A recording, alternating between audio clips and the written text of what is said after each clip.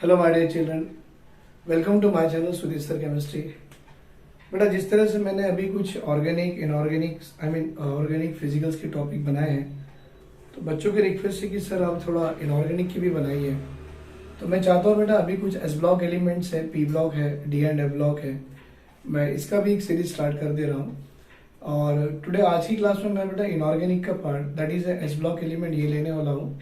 और आप जानते हैं बेटा, एस ब्लॉक हमारे 11th क्लास का सिलेबस है और हमारी नीट एग्जाम या आईआईटी मेंस एग्जाम हो, एस ब्लॉक मतलब 1A 2A में नीट एग्जाम में मिनिमम 3 क्वेश्चन पूछे जाते हैं 12 मार्क्स के लिए। मतलब नीट की एग्जाम में एस ब्लॉक अगर आप कवर करते हो तो आपको 3 क्वेश्चन एस ब्लॉक से आते हैं, that to be each question carry 4 marks, 12 marks का टॉपिक है। और मेंस में पॉसिबिलिटी है बेटा 4 क्वेश्चंस की। आईआईटी मेंस में मैक्सिमम 4 मिनिमम 3 और नीट में maximum minimum 3 question S block से पूछे जाते हैं। तो बेटा आज का जो टॉपिक है that we are discussing about inorganic part, वो होगा that is S block element. बेटा इस एस ब्लॉक एलिमेंट में अगर आपको पीरियोडिक टेबल अगर आपने देखा होगा, एक outline picture of periodic table, तो सबको याद होगा बेटा इस outline picture of periodic table में जो एलिमेंट्स आपके लेफ्ट साइड में होते हैं वो एस ब्लॉक के होते हैं, जो राइट में वो पी ब्लॉक के होते हैं, और जो दोनों इनके बीच में आ जाते हैं बेटा वो डी ब्लॉक के होते हैं, और पीरियोडिक टेबल के सीधा बॉटम में जो रखे होते हैं वो ए ब्लॉक के होते हैं। मतलब ये आपका एक outline picture of periodic table है। लेकिन हमको ये भी मालूम बेटा एस ब्लॉक में आपके 2 वर्टिकल कॉलम है, वर्टिकल कॉलम 1 2, जिसको आप 1A और जिसको आप 2A के बारे से मतलब नाम से जानते हो। मतलब 1A is called as a alkali metal sorry and 2A called as an alkaline earth metal. तो आज का जो टॉपिक है बेटा एस ब्लॉक में मैं इसकी बात करने वाला हूँ, that is only about 1A group element. तो हमारा ब्लॉक तो एस ब्लॉक है, लेकिन एस ब्लॉक में हम जो बात करने वाले वो 1A से आते हैं। तो ये जो बेटा आपके 1A ग्रुप एलिमेंट्स होते हैं, that 1A group element comes under the first vertical column and this 1A group element is also called as an what, alkali metals. तो बेटा आज का जो हमारा टॉपिक है it is based on the 1A group element of the alkali metal. तो सबसे पहले इसका इंट्रोडक्शन यही दिया जाता है कि what is the element present on A alkali metal. तो आई विल राइट हियर बेटा, सबसे पहले मैं लिखूंगा 1A ग्रुप एलिमेंट्स, और इस 1A ग्रुप एलिमेंट्स के जो आपके एलिमेंट्स होते हैं पहले उनके बारे में लिखेंगे, what are the elements and the symbol of the element. आप एलिमेंट्स लिखो या उनकी सिंबल लिखो तो बेटर बेटा हम इसकी सिंबल ही लिखेंगे। तो हाइड्रोजन होगा, लिथियम होगा, सोडियम होगा, पोटेशियम होगा, रुबिडियम है, सीजियम भी है और फ्रांशियम है। ये सारे एलिमेंट्स अपने 1A ग्रुप के हैं। बेटा आप जानते हो अगर किसी भी एलिमेंट्स की it is a symbol of the element. बेटा अगर आप जानते हो किसी भी एलिमेंट्स की एटॉमिक नंबर अगर आपको मालूम है, एटलीस्ट एक एलिमेंट की एटॉमिक नंबर मालूम है, जबकि हाइड्रोजन की एटॉमिक नंबर 1 है, तो आपको ये मैजिक नंबर याद रखना है 288 18 18 32। और बेटा इस मैजिक नंबर से आप बाकी सब एलिमेंट्स के एटॉमिक नंबर लिख सकते हो। कैसे बेटा, 1 + 2 तो 3 आ गई atomic number of lithium, 3 + 8 11 atomic number of sodium, बेटा +8 11 + 8 19 is atomic number of potassium, +18 37 is atomic number of rubidium. फिर बेटा और एक 18 डालो, राइट, ये आ गया 5 3 + 2 5 55 एटॉमिक नंबर ऑफ सीजियम, और ये 32 है बेटा, that is called as a 87 is the atomic number of francium. देखो बेटा ये सारे एलिमेंट्स हैं, ये इनकी एटॉमिक नंबर है। अगर आपको एटॉमिक नंबर लिखने के लिए याद रखना है तो प्लीज बेटा ये एक मैजिक नंबर आपने याद रखना है, और इस मैजिक नंबर से आप किसी भी एलिमेंट्स की एटॉमिक नंबर लिख सकते हो। अब बात आती है बेटा एलिमेंट्स तो हो गए, सर इसकी कंडेंस्ड इलेक्ट्रॉनिक कॉन्फ़िगरेशन कैसे लिखी जाती है। आप जानते हो बेटा कंडेंस्ड इलेक्ट्रॉनिक कॉन्फ़िगरेशन लिखने का तरीका है, 1 है मतलब 1s1 हाइड्रोजन, बेटा 3 है तो आप लिखते हो हीलियम, मतलब 1s2 2s1। अगर ये हीलियम है then it become neon 3s1, बेटा हीलियम नियॉन, फिर argon 4s1, then krypton 5s1, then xenon 6s1, argon krypton xenon, और फिर ये आएगा बेटा आपका रेडॉन 7s1। मतलब ये एलिमेंट्स है और ये एलिमेंट्स की इनकी इलेक्ट्रॉनिक कॉन्फ़िगरेशंस है।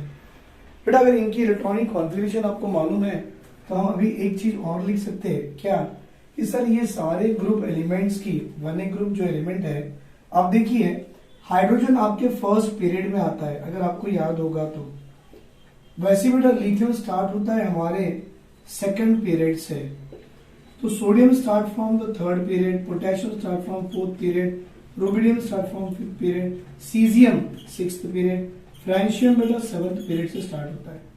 तो फर्स्ट पीरियड मतलब 1s1, second period 2s1, third period 3s1, fourth period 4s1, fifth period 5s1, sixth period 6s1, seventh period 7s1।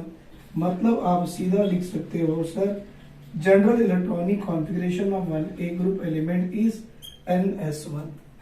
ये बेटा हमारे 1A ग्रुप की जनरल इलेक्ट्रॉनिक कॉन्फ़िगरेशन है और वो क्या है बेटा हमारी NS1 है, राइट। चलो अब ये तो मैंने जनरल फॉर्म में लिख दिया, लेकिन हमको ये पूरे टॉपिक में पढ़ना क्या है, हमको बेटा ये 1A ग्रुप एलिमेंट्स की जनरल प्रॉपर्टीज पढ़नी है।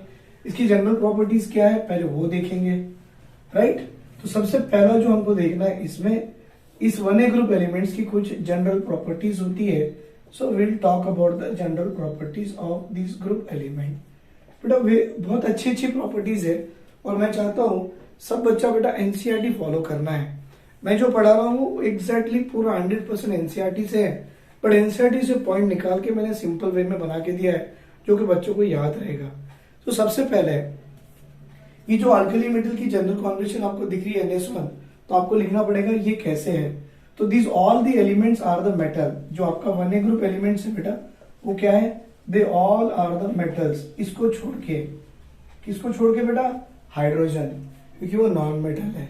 और एक आपका फ्रांशियम, अगर आप जानते हो फ्रांशियम ये अपने आप में क्या है बेटा, एक तरह का रेडियो एक्टिव एलिमेंट्स है, राइट। दूसरी बात बेटा ये मेटल्स कैसे हैं, तो आप बोलना दिस 1A ग्रुप एलिमेंट जो होते हैं they are the soft metal. Metal कैसे बेटा, सॉफ्ट भी है, दे आर मेलेबल भी है, they are ductile in nature भी है। समझ में आ रहा है, they are soft, they are malleable, they are ductile, they have lustrous nature, TUROUS। बेटा मतलब लस्टरस नेचर मतलब ये मेटल चमकते भी है, दे हैव लस्टरस नेचर। अगर आपको नहीं दिख रहा है तो मैं यहां लिख दो soft, malleable, ductile and having lustrous nature. तो right these are the metal except hydrogen, they have the soft, malleable, ductile and lustrous nature. दूसरी बात बेटा अगर मैं ये अल्कली मेटल्स की बात करूं तो ये सारे मेटल्स के वैलेंस में एक एक इलेक्ट्रॉन है। तो हम और एक पॉइंट लिख सकते हैं बेटा कि सर अगर ये आपके अल्कली मेटल्स होते हैं ना, तो मेटल्स के वैलेंस में अनपेड इलेक्ट्रॉन्स है। अनपेड इलेक्ट्रॉन होने के कारण alkali metals are paramagnetic in nature. कैसे होगा बेटा, क्योंकि इनके वैलेंस इलेक्ट्रॉन या इनके कॉन्फ़िगरेशन में आपको एक एक अनपेड इलेक्ट्रॉन दिख रहा है, और जिस एलिमेंट के पास अनपेड इलेक्ट्रॉन हो उनका नेचर कैसा होता है, पैरामैग्नेटिक। तो लिख सकते हो दे आर पैरामैग्नेटिक। क्यों paramagnetic, due to presence of unpaired electron. लेकिन बेटा ये अल्कली मेटल अगर आपका अल्कली मेटल आयन बन जाए, अगर ये आपका अल्कली मेटल अगर ये आपका अल्कली मेटल आयन बन जाए, फॉर एग्जाम्पल अल्कली मेटल तो M है बेटा, लेकिन अल्कली मेटल आयन क्या होगा, M+ हो गया। तो बेटा एक इलेक्ट्रॉन था वो भी निकल गया, तो सारे के सारे पेड अप हो गए। Alkali metal ions are diamagnetic in nature. अगर आपसे किसी ने पूछा कि सर डायमैग्नेटिक का मतलब क्या होता है, तो बोलना बेटा that is absence of unpaired electron. सीधा सीधा एब्सेंस ऑफ अनपेड इलेक्ट्रॉन। बेटा अनपेड इलेक्ट्रॉन एब्सेंट है, नेचर क्या हो गया, डायमैग्नेटिक। अनपेड इलेक्ट्रॉन प्रेजेंट है तो नेचर क्या बन गया बेटा, पैरामैग्नेटिक। तो याद रहेगा सबको, alkali metals are the paramagnetic in nature but alkali metal ions are diamagnetic in nature. Sir alkali metal ion diamagnetic क्यों है, due to the absence of unpaired electron. Paramagnetic क्यों है बेटा, due to the presence of unpaired electron, right. इसके बाद और properties लिख सकते हैं बेटा हम अल्कली मेटल्स की, कि पैरामैग्नेटिक कंपाउंड जो भी होते हैं, मतलब अगर मेटल आयन पैरामैग्नेटिक है तो जिसका नेचर पैरामैग्नेटिक होता है बेटा, they can form the coloured compound. तो ऐसे लिख सकते हैं आप, paramagnetic can form coloured compound.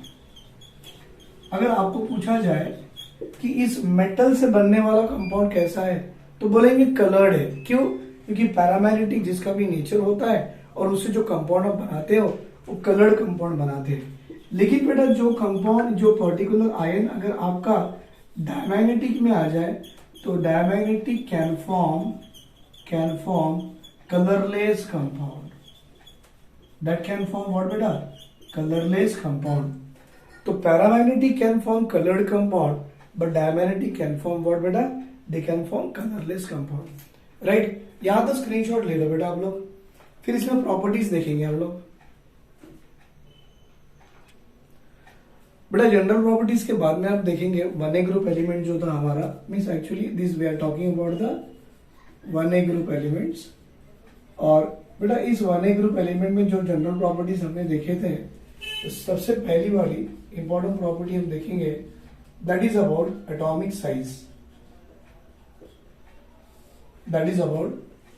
Size. बेटा आपको एक मालूम है, पीरियोडिक टेबल में अगर आप अलोंग द पीरियड जाते हो तो एटॉमिक साइज डिक्रीज करती है। मतलब अगर आप 1A हैं, 1A के बाद 2A पे आओगे तो अलोंग द पीरियड मतलब लेफ्ट टू राइट साइड जा रहे हो। When you go along the period atomic size decrease करती है, and when you come top to bottom in a group atomic size increase करती है। तो याद रखो बेटा, down the group atomic size increases, along the period atomic size decreases. लेकिन बात आती है सर कहां तक डिक्रीज करती है, तो ये याद रखो बेटा, आप 1A के बाद 2A पे जाओ, 2A के बाद 3A, 4A, 5A, 6A up to 7A तक जाओगे ना आप ऐसे, तो ये जो एटॉमिक साइज होती है ये क्या होती है? डिक्रीज होती है। लेकिन 7A के बाद जैसे आप 0 ग्रुप पे जाओगे तो अब क्या होगा बेटा? आपकी एटॉमिक साइज इंक्रीज करती है। ये ऐसा क्यों? क्योंकि 0 ग्रुप एलिमेंट जो होते हैं वो गैसेस एलिमेंट है, और गैसेस एलिमेंट में वैन डर वाल रेडियस इंक्लूड करता है। आई होप आपने पीरियोडिक क्लासिफिकेशन में पढ़ा होगा। तो जैसे आप 7A से 0 पे जाओ तो एटॉमिक साइज इंक्रीज कर गया। और ये एटॉमिक साइज क्यों इंक्रीज करेगा? क्योंकि सारे के सारे नोबल गैसेस होते हैं और नोबल गैस में वैन डर वाल रेडियस इंक्लूड होती है। बेटा जहां वैन डर वाल रेडियस होगा उसकी एटॉमिक साइज सबसे ज्यादा होती है। तो आपको यही बताना है कि अगर मैं पूरे पीरियोडिक टेबल में बात करूं तो बेटा अगर पीरियोडिक टेबल में सबसे बड़ी साइज तो नोबल गैस की है, बट उसके बाद body which one is having the largest size, तो बोलना 1A ग्रुप एलिमेंट और the alkali metals are having a largest size. तो एटॉमिक साइज के लिए हम लिख सकते हैं बेटा, atomic this means alkali metal is larger in size in the respective periods. तो हम ऐसा लिख सकते हैं, alkali metals are larger in size in their respective periods, right बेटा? alkali metals are larger in size in their respective period। मतलब आप 1A से 2A पे जाओ कम हो गया, मतलब आप हाइड्रोजन और हीलियम पे जाओ, हमें मालूम है हाइड्रोजन बड़ी लार्जर इन साइज रहनी चाहिए बट नहीं होता है, हीलियम लार्जर है। लेकिन हाइड्रोजन हीलियम को छोड़ दो, लिथियम से जाओ बेटा, लिथियम से बेरिलियम, बेरिलियम से बोरॉन, बोरॉन से कार्बन, नाइट्रोजन, ऑक्सीजन, फ्लोरीन। तो आपका लिथियम और फ्लोरीन में अगर देखो तो लार्जर साइज लिथियम की होगी, फ्लोरीन की स्मॉलर साइज होगी। क्यों? क्योंकि as we go along the period atomic size decreases. और डिक्रीज क्यों करता है बेटा? क्योंकि वहां पर न्यूक्लियर चार्ज इंक्रीज होती है। अगर न्यूक्लियर चार्ज इंक्रीज हो गया तो न्यूक्लियर फोर्स ऑफ अट्रैक्शन से वो न्यूक्लियस वैलेंस इलेक्ट्रॉन को खींचेगा और एटॉमिक साइज डिक्रीज करेगी। हम बोलेंगे बेटा alkali metals are larger in size in their respective periods. ये पहला पॉइंट है। इतना ही नहीं, वी कैन राइट, क्योंकि यहां पर एक लिख सकते हो कि एक्सेप्ट नोबल गैस एलिमेंट, क्योंकि आप जानते हो मैंने अभी बताया एक्सेप्ट नोबल गैस एलिमेंट। बेटा ऐसा क्यों? क्योंकि आपके नोबल गैस एलिमेंट में वैन डर वाल रेडियस इंक्लूड होता है, और जिसमें वैन डर वाल रेडियस हो वो हमेशा मेटालिक रेडियस और कोवेलेंट रेडियस के कंपेयर में अपना वैन डर वाल रेडियस सबसे बड़ा होता है। राइट, ये पहला पॉइंट है। लेकिन मैं आपको बताऊं बेटा, यहां से अगर आप बात करो lithium then sodium, then potassium, then rubidium and then cesium and then francium। तो आपकी ये एटॉमिक साइज इंक्रीज कर रही है लिथियम से फ्रांशियम की तरफ। लेकिन आपको एग्जाम में ये सब नहीं पूछता बेटा। एग्जाम में क्या करता, एस ब्लॉक एलिमेंट में 1A ग्रुप है और 2A ग्रुप की दोनों की आपको क्या पूछता है बेटा, एटॉमिक साइज की कंपैरिजन पूछता है। तो देखो बेटा मैं लिख रहा हूं हाइड्रोजन को छोड़ के lithium, then sodium, potassium, rubidium, caesium और फ्रांशियम को छोड़ ही दिया मैंने। क्यों? क्योंकि फ्रांशियम आपका रेडियोएक्टिव एलिमेंट है बेटा। थोड़ा बड़ा लिखो, lithium, then sodium, potassium, then rubidium and then caesium. क्या आप देख पा रहे हो? Very good. यहां पर देखो बेटा, बेरिलियम, मैग्नीशियम, एल्यूमिनियम, सॉरी बेटा, beryllium, magnesium, calcium, strontium and barium. Actual में साइज ऐसी होती है बेटा,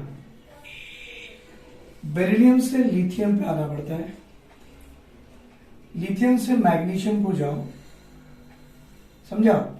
मैग्नीशियम के बाद फिर आपको आना पड़ेगा बेटा सोडियम पे, सोडियम के बाद जाना पड़ेगा कैल्शियम पे। ये एरो देखिए, lithium, beryllium to lithium, lithium to magnesium, magnesium to sodium, sodium to calcium, calcium के बाद नीचे स्ट्रोंटियम, स्ट्रोंटियम के बाद फिर नीचे बेरियम, बेरियम के बाद सीधा ऊपर, ऊपर किसके पास? पोटेशियम, पोटेशियम के बाद नीचे रुबिडियम और रुबिडियम के बाद फिर नीचे बेटा सीजियम। मतलब आप मुझे बताओ, ये जो बता रहा है इंडिकेशन बेरिलियम से लिथियम, मतलब beryllium is a smaller in size. बेटा हमारी स्मॉलर इन साइज, पूरे एस ब्लॉक में सबसे छोटे साइज का कौन है? बेरिलियम है। और पूरे एस ब्लॉक में सबसे लार्जर साइज कौन है बेटा? आपका सीजियम। सीजियम कैसा है? आपने बोला sir it is the larger in size. तो देखो बेटा मैंने पूरे एस ब्लॉक की कंपैरिजन दे दिया। मतलब अगर मुझे पूरे एस ब्लॉक में ऑर्डर लिखनी है एटॉमिक साइज की, तो कैसे लिखो बेटा? दैट इज एटॉमिक साइज की order that to be for the S block element लिखनी है। कैसे लिखेंगे?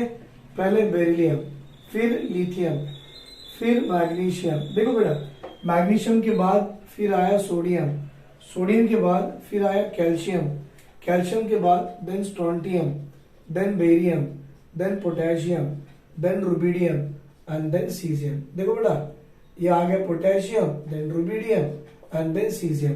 सबसे बड़ी साइज सीजियम, तो we can say caesium is larger in atomic size in S block and beryllium is smaller in atomic size. और हम बोल सकते हैं कि बेरिलियम इज स्मॉलर साइज है और अपना सीजियम सबसे लार्जर साइज है। दिख रहा है बेटा? ये एटॉमिक साइज की ऑर्डर पूरे एस ब्लॉक की है। इसका मतलब अल्कली मेटल्स कैसे होते हैं बेटा? They are soft because of the larger atomic size. इसीलिए आपको याद होगा मैंने बताया था बेटा, हमारे जो अल्कली मेटल्स होते हैं, अल्कली मेटल्स, इनकी नेचर कैसी होती है? तो अल्कली मेटल्स आर सॉफ्ट। क्यों सॉफ्ट है? Due to larger atomic size.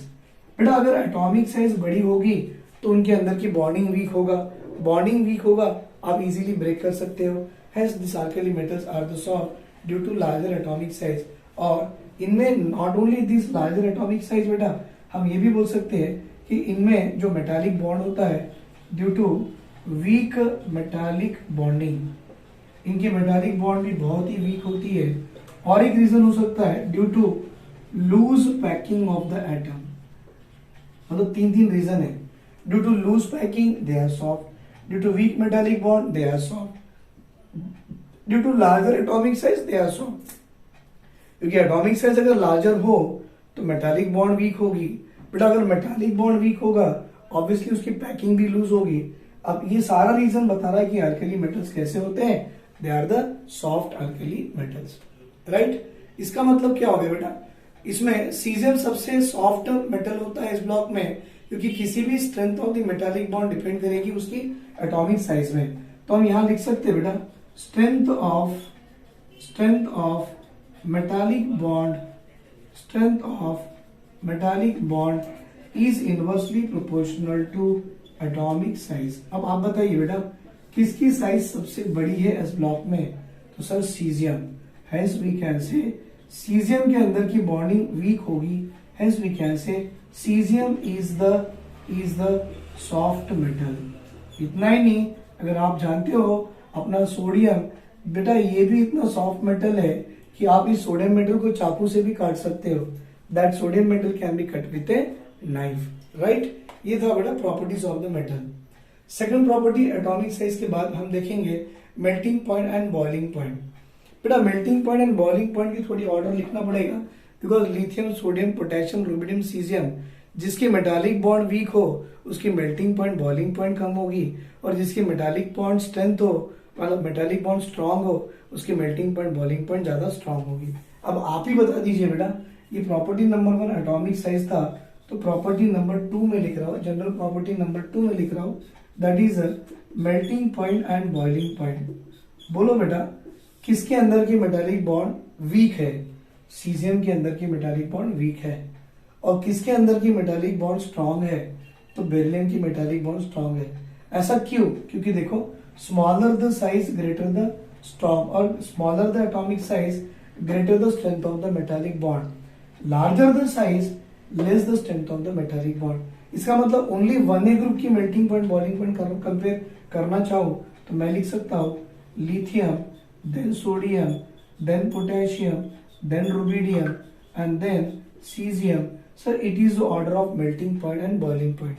तो आपको मालूम पड़ रहा है बेटा हमारे सीजियम की मेल्टिंग पॉइंट और बॉइलिंग पॉइंट बहुत कम है, इसीलिए इसका इलेक्ट्रॉन इजीली निकल जाता है। और ये सीजियम से इलेक्ट्रॉन इजीली निकलता है तो सीजियम की मेटालिक प्रॉपर्टी सबसे ज्यादा होती है, और बेटा जिसकी मेटालिक प्रॉपर्टी सबसे ज्यादा होती है वो अच्छा मेटल है, और इसी कारण से caesium will be use in the photo electric cell. किसी भी सोलर सिस्टम में जो सेल यूज करते हैं उसमें हम सीजियम मेटल यूज करते हैं फॉर द सोलर सिस्टम और for the photo electric cell, right. ये था मेल्टिंग पॉइंट, बॉइलिंग पॉइंट की ऑर्डर। चलो बेटा यहां तक एक बार स्क्रीनशॉट ले लो, will go for the next property of it. बेटा यहाँ एटॉमिक साइज की जो ऑर्डर मैंने लिखी है आप कंफ्यूज हो जाओगे।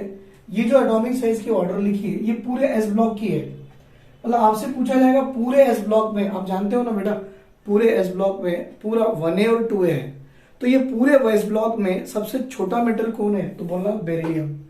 पूरे एस ब्लॉक में सबसे बड़ा मेटल कौन है? तो बोलना सीजियम। लेकिन अगर 1A में पूछा ना बेटा एटॉमिक साइज की ऑर्डर, अगर एटॉमिक साइज की ऑर्डर अगर 1A में पूछा, देखो बेटा मैंने 1A की ऑर्डर लिख के रखा। ये ऑर्डर किसकी है बेटा? ये ऑर्डर सिर्फ 1A की है, मतलब फ्रैंशियम लार्जर इन साइज। एक्चुअली इसको नहीं गिनते बेटा, ये क्या है रेडियो एक्टिव एलिमेंट है, और रेडियो एक्टिव एलिमेंट कभी स्टेबल नहीं होता है तो कम ज्यादा हो जाता है, इसको भूल जाओ। इसको भूल जाए तो सीजियम सबसे बड़ा और लिथियम सबसे छोटा। ओनली 1A में ये है बेटा, राइट। और हम डिस्कस कर रहे हैं 1A, लेकिन मैंने पूरा एस ब्लॉक की बताया। ये जो आपको बता रहा ना it is the size of S block है, तो एस ब्लॉक में सबसे छोटी साइज ऑफ द एटम कौन सा होगा? बेरिलियम। और सबसे बड़ी साइज ऑफ द एटम कौन सा होगा बेटा? सीजियम। ये पूरा एस ब्लॉक है, लेकिन ओनली 1A में देखो तो caesium larger in size, francium consider नहीं करते हैं, और लिथियम स्मॉलर इन साइज। फिर आप लगा सकते हो जिसकी साइज छोटी उसका स्ट्रेंथ ज्यादा, जिसकी साइज लार्जर उसका स्ट्रेंथ वीक। इसीलिए हम बोलते हैं बेटा सबसे बड़ी साइज किसकी है? सीजियम की। Larger the atomic size, weaker the strength of the metallic bond. और स्ट्रेंथ अगर मेटालिक बॉन्ड का वीक होगा वो मेटल कैसा होगा? सॉफ्ट होगा। उसीलिए हम बोलते हैं भाई सीजियम की मेल्टिंग पॉइंट, बॉइलिंग पॉइंट कम है क्योंकि उसका मेटालिक बॉन्ड वीक है। लिथियम की मेल्टिंग पॉइंट, बॉइलिंग पॉइंट ज्यादा है क्योंकि उसके अंदर का बॉन्ड स्ट्रांग है। क्यों? Smaller the atomic size, greater the strength of the metallic bond, right. ले लो बेटा स्क्रीनशॉट यहां तक।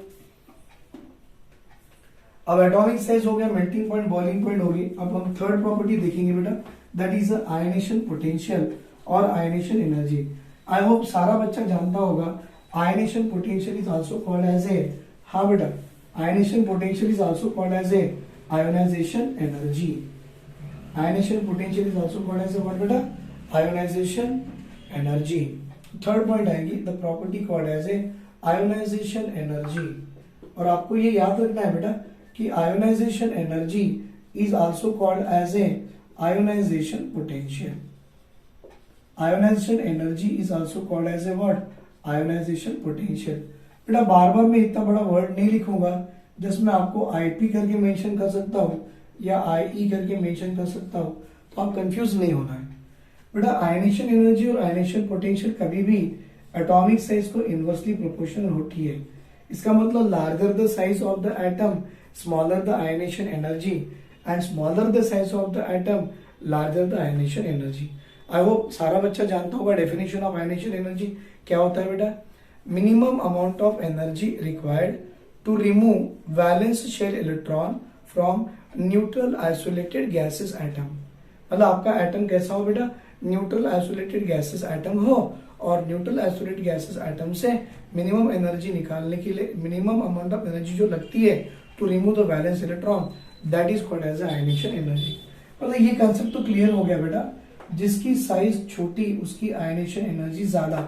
तो lithium, sodium, potassium, rubidium, caesium, it is the order of ionisation energy 1, क्योंकि आपको एक इलेक्ट्रॉन निकालना है तो आयनेशन एनर्जी 1 हो गई, राइट। अगर आपसे पूछा जाए इनमें आयनेशन एनर्जी 1 और आयनेशन एनर्जी 2 में किसकी वैल्यू ज्यादा होती है, आई होप सब बच्चा जानता है बेटा आयनेशन एनर्जी वैल्यू 2 की ज्यादा होती है देन द 1, क्योंकि बेटा पहले लार्जर साइज होती है, अगर एक इलेक्ट्रॉन निकालो तो साइज छोटी हो गई, अब फिर एक इलेक्ट्रॉन निकालने के लिए जो एनर्जी लगेगी that energy will be larger than the previous one. इसका मतलब हम बोलेंगे ionisation energy 2 will be greater than ionisation energy 1। Is it clear बेटा। फिर पॉइंट नंबर 4 लिख सकते हैं oxidation state. What is the oxidation state shown by the 1a group element.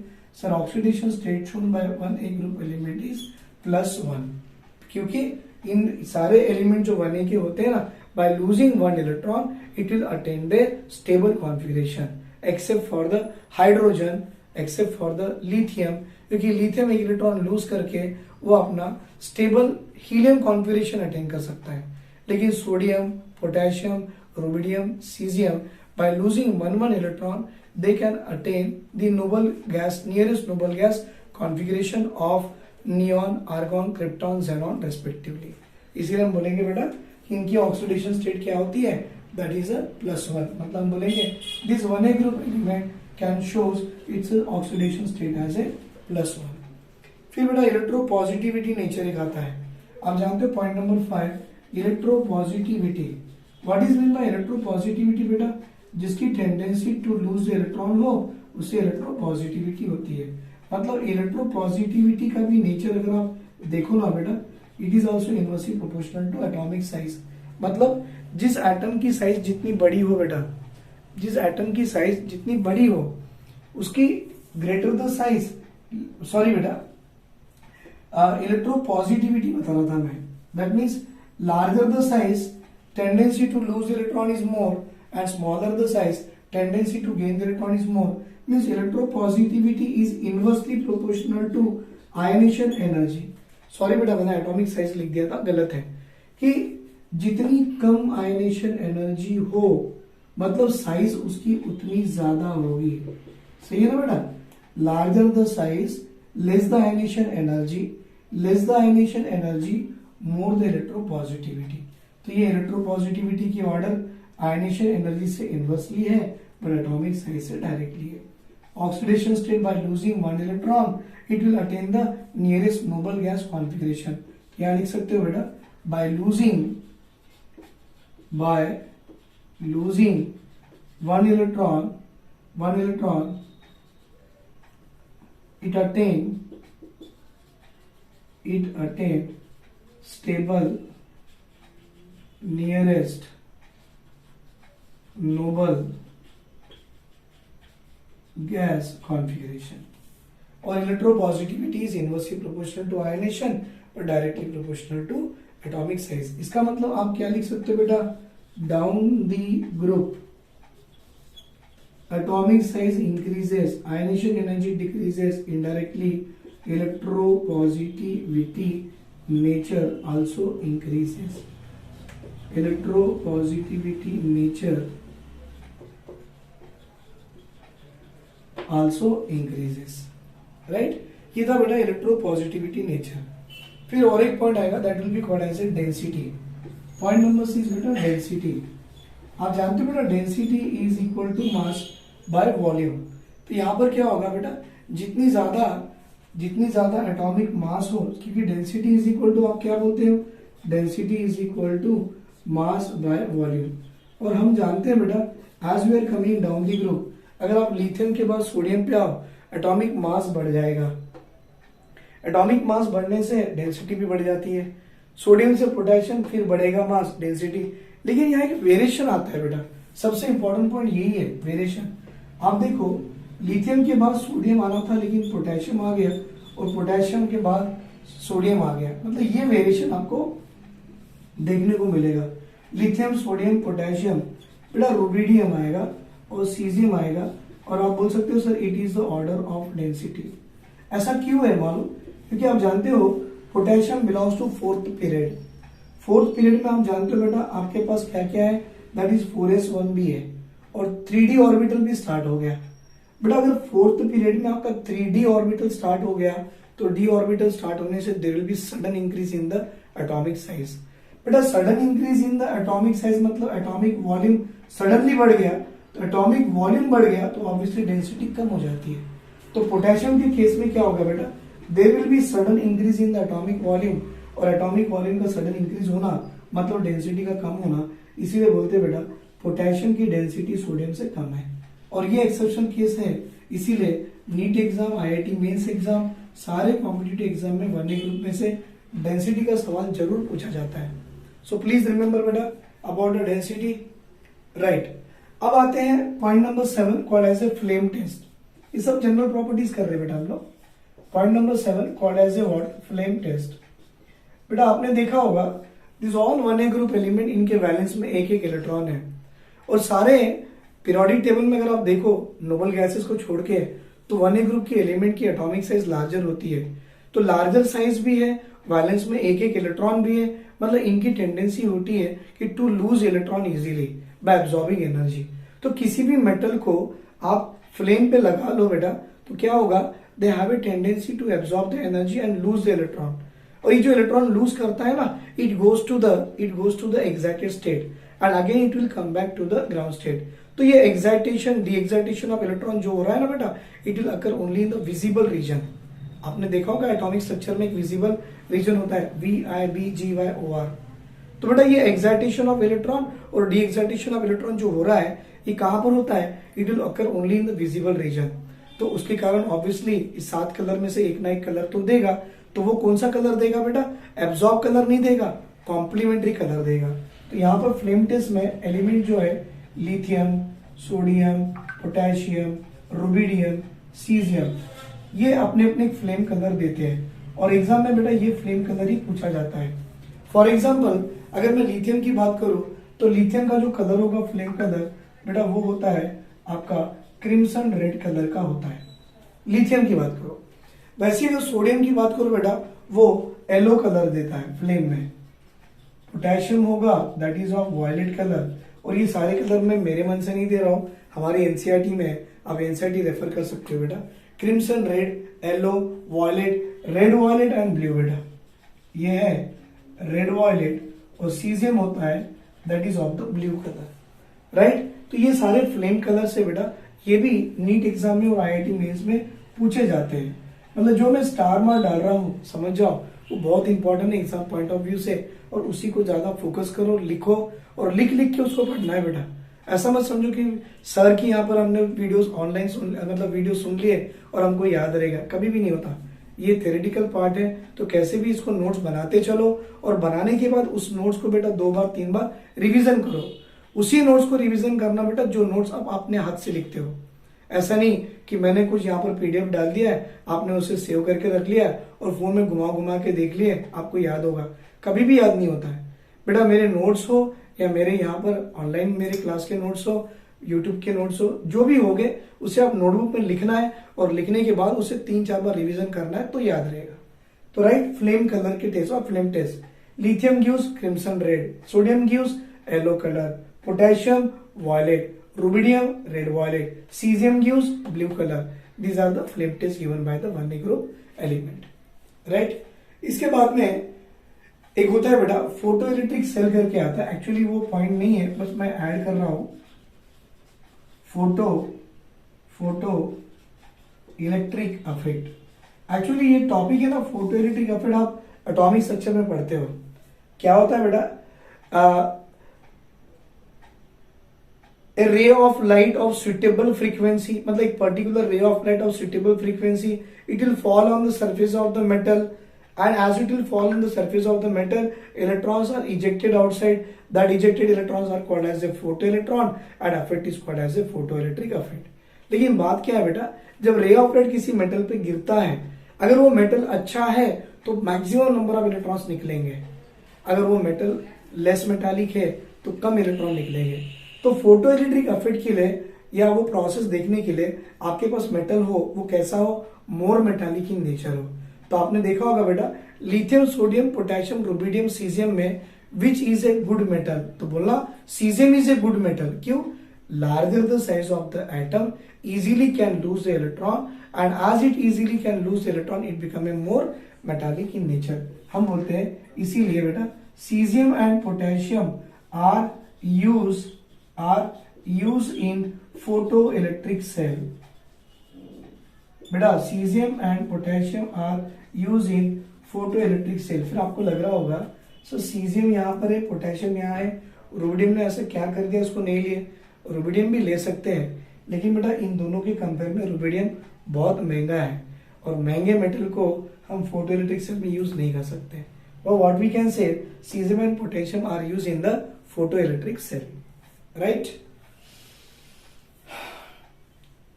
मतलब दे आर यूज एज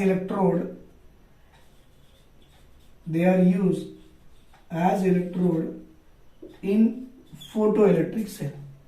ये हो गया पॉइंट नंबर 8। चलो बेटा वन ए ग्रुप एलिमेंट जो है, वन ए ग्रुप एलिमेंट्स है आइदर, मतलब ये वन ए ग्रुप एलिमेंट जो होते हैं, क्या बेटा ये वन ए ग्रुप एलिमेंट की टेंडेंसी है to form the what you can say complex. तो हम बोलेंगे वन ए ग्रुप एलिमेंट में जो आपके एलिमेंट स्मॉलर साइज के होते हैं, they have a tendency to form the complexes. तो पॉइंट नंबर 9 लिख रहा हूं मैं, देखिए बेटा I am going to write point number 9, complex formation tendency. Point number 9 बेटा ये कॉम्प्लेक्स फॉर्मेशन टेंडेंसी। बेटा कॉम्प्लेक्स फॉर्मेशन टेंडेंसी किसकी होती है?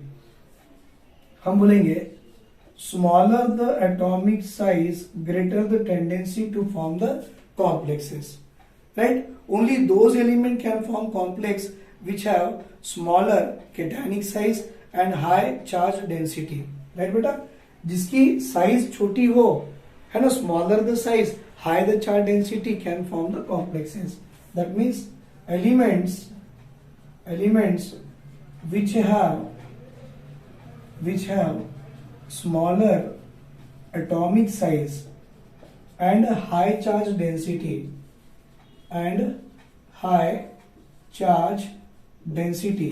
element which have smaller atomic size and high charge density can form complexes।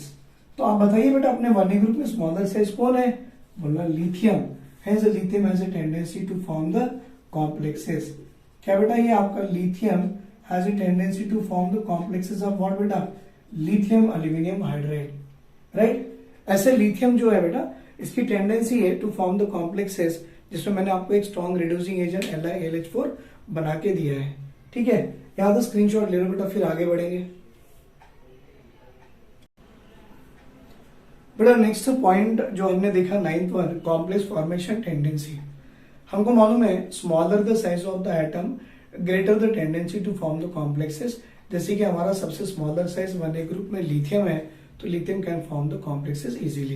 Property number 10 बेटा, that is called as a hydration energy. बेटा मैं जानता हूं बहुत से बच्चे को ये हाइड्रेशन एनर्जी समझ में नहीं आता है कि एक्चुअली हाइड्रेशन एनर्जी क्या होता है। पहले इसके बारे में समझेंगे, बाद में ऑर्डर समझेंगे।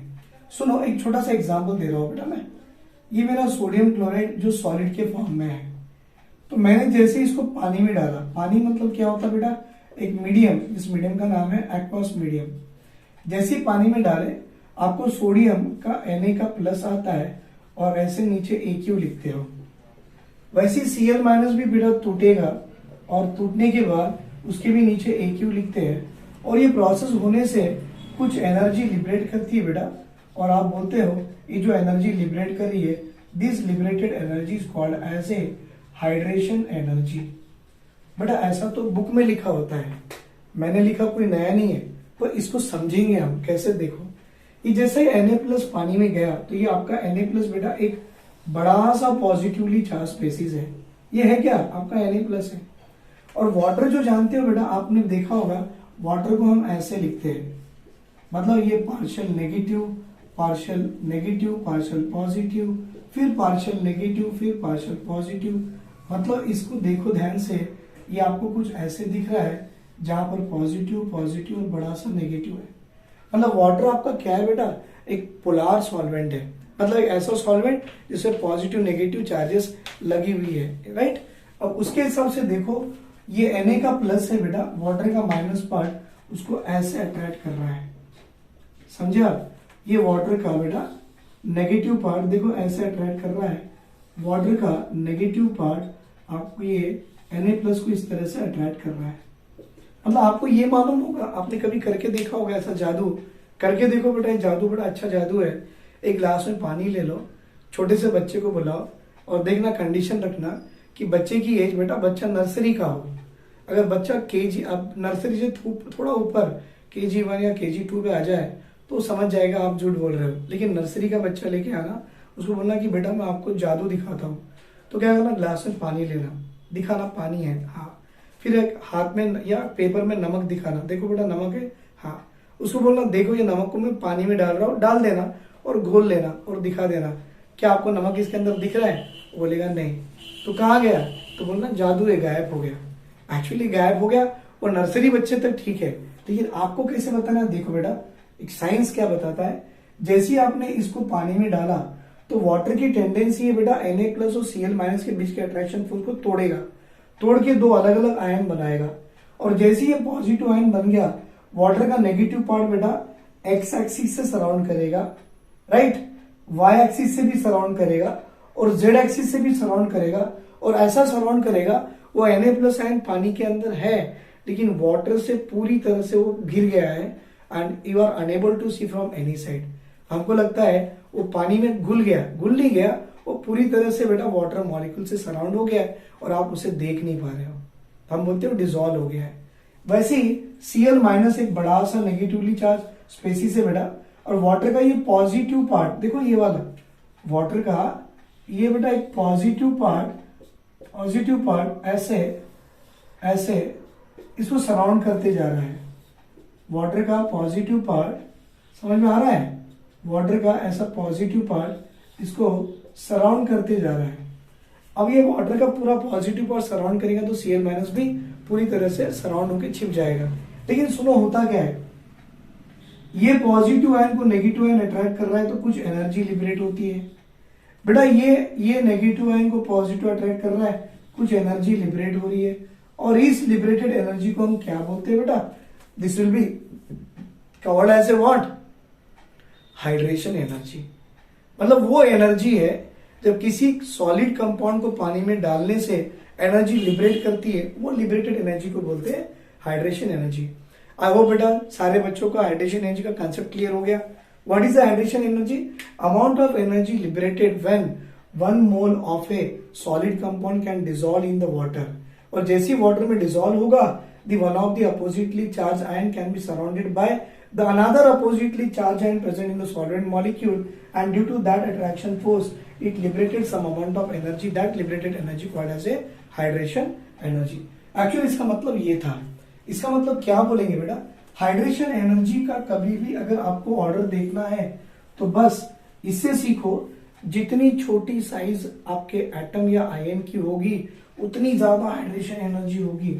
मतलब हम बोल सकते हैं sir hydration energy is inversely proportional to atomic size, खत्म। Smaller the size greater the hydration energy. इसका मतलब अगर मैं लिखूं बेटा लिथियम, सोडियम, पोटेशियम, रुबिडियम और सीजियम, बेटा इनमें सबसे ज्यादा हाइड्रेशन एनर्जी किसकी है? आई होप सारा बच्चा जो वीडियो देख रहा है आंसर दे सकता है। Smaller the size greater the hydration energy. इसका मतलब ये जो लिथियम आयन है ना बेटा, वो इतना छोटा लिथियम आयन है कि it is surrounded by A more number of water molecule. ये जो गोल गोल बना रहा हो ना, ये फूल मत समझो कि सर आप फूल बना रहे हो, नहीं बेटा ये फूल नहीं है, ये वाटर मॉलिक्यूल है। और देखो कितने सारे अनएक्सपेक्टेड वाटर मॉलिक्यूल लिथियम को सराउंड कर रहे हैं। बेटा अन मतलब बहुत सारे, आप अंदाजा भी नहीं लगा सकते हो, इतने वाटर मॉलिक्यूल इस लिथियम को सराउंड कर रहे हैं। इसका मतलब देखो, इसको मैं बोलूंगा sir this is called as a hydrated lithium ion. क्या बोलेंगे बेटा? Hydrated lithium ion. अब सबसे बड़ी साइज किसकी थी भाई? सबसे बड़ी साइज सीजियम की थी। और इसको देखो गिने चुने वाटर मॉलिक्यूल सराउंड कर रहे, गिने चुने, ज्यादा नहीं। अब मैं आपसे पूछूंगा भाई, ये क्या आपका हाइड्रेटेड सीजियम आयन, ये क्या आपका हाइड्रेटेड लिथियम आयन? बेटा इन दोनों में सबसे बड़ी साइज किसकी है? हाइड्रेटेड बड़ी साइज किसकी है? तो बोलेंगे लिथियम की सबसे बड़ी साइज है। तो हम लिखेंगे बेटा lithium, then sodium, then potassium, then rubidium, और आखिरी में बेटा ये caesium. And it is the order of a hydrated, DRATED, बेटा हाइड्रेटेड आयनिक साइज। अब आप बताइए बेटा, जो आयन की साइज मोटी बड़ी, क्या वो तेजी से दौड़ेगा? नहीं सर, ये स्लो दौड़ेगा। और इसकी साइज छोटी, हाइड्रेटेड साइज छोटी। बेटा हाइड्रेटेड साइज छोटी बोला मैंने, एक्चुअल साइज छोटी नहीं है। सीजियम की साइज बड़ी होती है, लेकिन हाइड्रेटेड साइज छोटी है और लिथियम की हाइड्रेटेड साइज बड़ी है। बेटा बड़ी साइज होने के कारण उस आयन की मोबिलिटी कम हो जाती है और इसकी मोबिलिटी बढ़ जाती है।